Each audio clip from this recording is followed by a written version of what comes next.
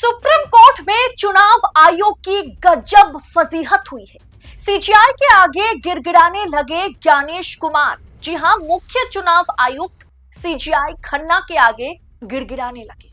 3 महीने में भी जवाब नहीं दे पाया चुनाव आयोग, जिसके बाद ज्ञानेश कुमार को सीजीआई के आगे हाथ जोड़ना पड़ गया।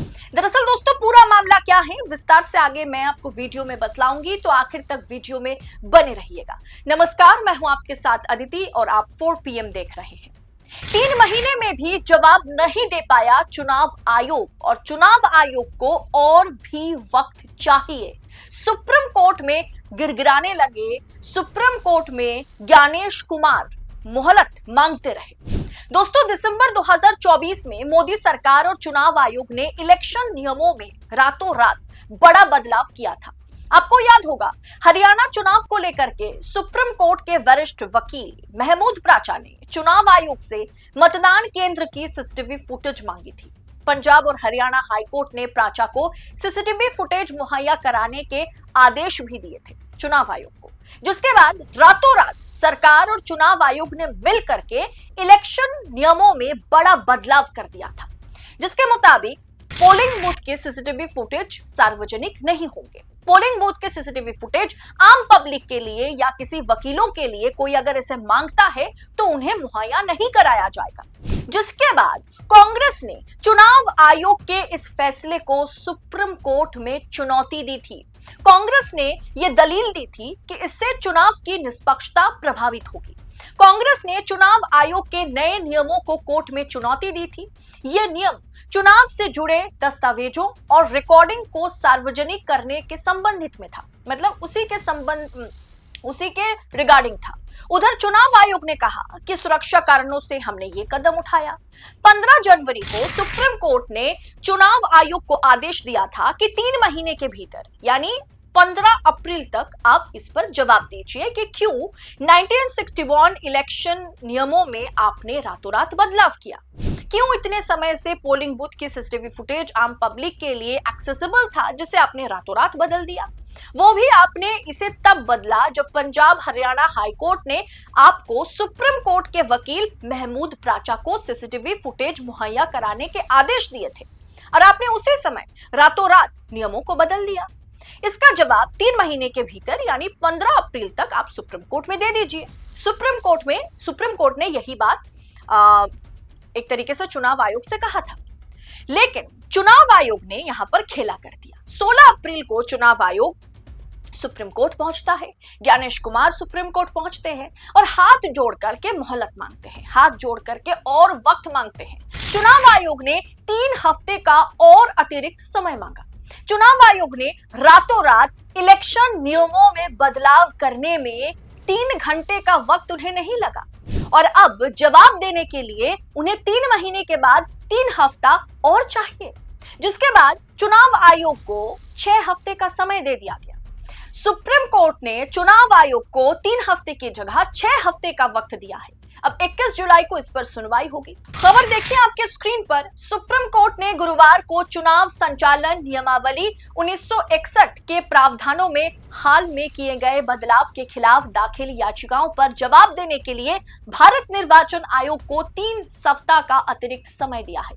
इस मामले में कोर्ट ने बीते 15 जनवरी को केंद्र सरकार और इलेक्शन कमीशन को नोटिस जारी कर जवाब मांगा था, जो जवाब सुप्रीम कोर्ट में फिलहाल चुनाव आयोग और केंद्र सरकार नहीं दे पाए, जिसके बाद उन्हें 6 हफ्ते का समय दिया गया।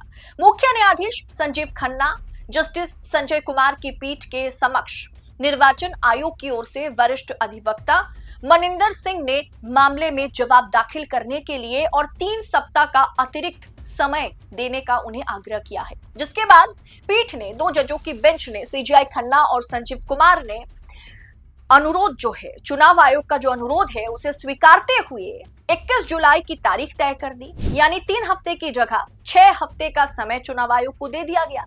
इस बात पर कांग्रेस के नेता खासा नाराज है। कांग्रेस के नेता को यह बात बहुत बुरी लगी कि 3 महीने का वक्त दिया गया था, रातों रात नियमों में बदलाव किया गया। उसके बाद सुप्रीम कोर्ट ने 3 महीने का वक्त दिया जवाब देने के लिए। उसके बाद उन्होंने 3 हफ्ते का वक्त और मांगा है। सुप्रीम कोर्ट ने उन्हें 6 हफ्ते का वक्त दे दिया। क्या यह सही है? क्या चुनाव आयोग को फटकारने के बजाय अतिरिक्त समय देना चुनाव आयोग को छूट देने जैसा नहीं है? ऊपर से जुलाई में इस केस की सुनवाई और सीजीआई खन्ना करने भी वाले नहीं, क्योंकि सीजीआई खन्ना तो 5 मई को रिटायर होंगे और उसके बाद जस्टिस बी.आर. गवई सीजीआई बनेंगे। ऐसे में इस केस की सुनवाई 21 जुलाई को जस्टिस बी.आर. गवई की पीठ करने वाली है। पता नहीं क्या इसको फिर से सामने टाला जाएगा। दोस्तों, सुप्रीम कोर्ट में कल सुनवाई के दौरान जयराम रमेश की ओर से पेश हुए वरिष्ठ अधिवक्ता कपिल सिब्बल और अभिषेक मनु सिंघवी ने कहा है कि 1961 के चुनाव नियमों में संशोधन बहुत चालाकी से किए गए हैं। सीसीटीवी फुटेज तक किसी भी पहुंच को रोक दिया गया है, मतलब किसी को भी सीसीटीवी फुटेज अब नहीं मिलने वाला है।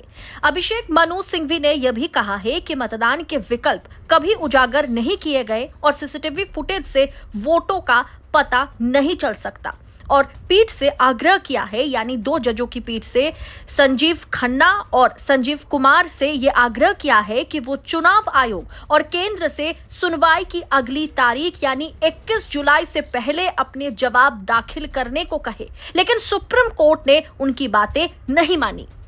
अब दोस्तों, ये सवाल लगातार उठ ही रहा है कि क्या चुनाव आयोग किस तरीके से काम कर रहा है, चुनाव आयोग की निष्पक्षता पर सवाल उठ रहा है। ऐसे में 3 महीने के बाद तो चुनाव आयोग को मुंह पर जवाब फेंक करके मारना चाहिए था ना, कि वो कांग्रेस के मुंह पर जवाब फेंक के मारता, देखिए हम निष्पक्ष हैं, हम पारदर्शी तरीके से चुनाव कराते हैं, सीसीटीवी हम इसीलिए नहीं मुहैया कराना चाहते हैं, ये लीजिए जवाब। लेकिन चुनाव आयोग हाथ जोड़ करके 3 महीने 3 हफ्ते का और वक्त मांगता है और सुप्रीम कोर्ट ने उसे 6 हफ्ते का वक्त दे देता है। यानी कहीं सुप्रीम कोर्ट, क्या चुनाव आयोग और मोदी सरकार, क्या ये सब मिले हुए हैं? क्या लोकतंत्र को इसी तरीके से झकझोर किया जा रहा है? सवाल कई तरीके का उठाया जाएगा, मतलब कई तरीके के सवाल उठाए जाएंगे जिसका जवाब हमें ढूंढना है। फिलहाल इस पूरे विषय पर आपकी राय क्या है, क्योंकि आपकी राय सबसे ज्यादा महत्वपूर्ण है। कमेंट बॉक्स में आप अपनी राय इस विषय पर हमारे साथ साझा करें, शेयर करें और ऐसी तमाम खबरों को लगातार पाने के लिए 4 PM के साथ बने रहें। फिलहाल इस रिपोर्ट में इतना ही, जल्द होगी आपसे मुलाकात। बहुत बहुत शुक्रिया आपका। जय हिंद, जय भारत।